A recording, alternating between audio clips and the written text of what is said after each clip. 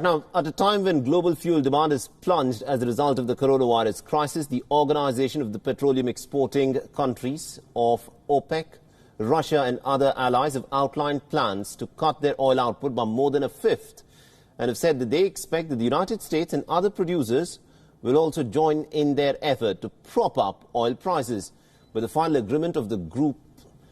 and Russia is dependent on Mexico signing up to the pact after it has balked at the production cuts that it has to make. The discussion amongst the top global energy ministers will resume later today, and Mexico's walking out of the talks has also put the future of any major deal on oil cuts under threat as well. The oil prices stumbled over doubts that a deal between OPEC and allies to make a record oil supply cut would be enough to offset the collapse in global fuel demand. Now, Brent futures, interestingly, fell by about $1.36 to settle at $31.48 per barrel,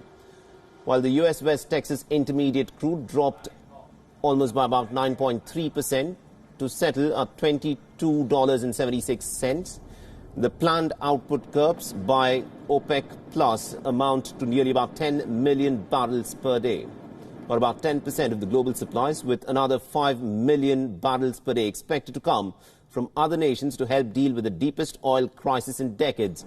The global fuel demand is also plunged by nearly about 30 million barrels per day, or about 30% of the global supplies, as steps to fight the virus have grounded planes, have cut vehicle usage drastically, and have also brought major economies around the world, to a virtual standstill.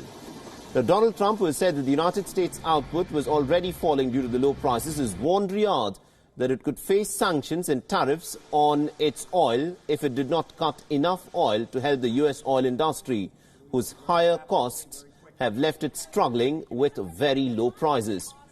The officials from the Organization of the Petroleum Exporting Countries and Russia have said that the scale of the crisis required the involvement of all producers.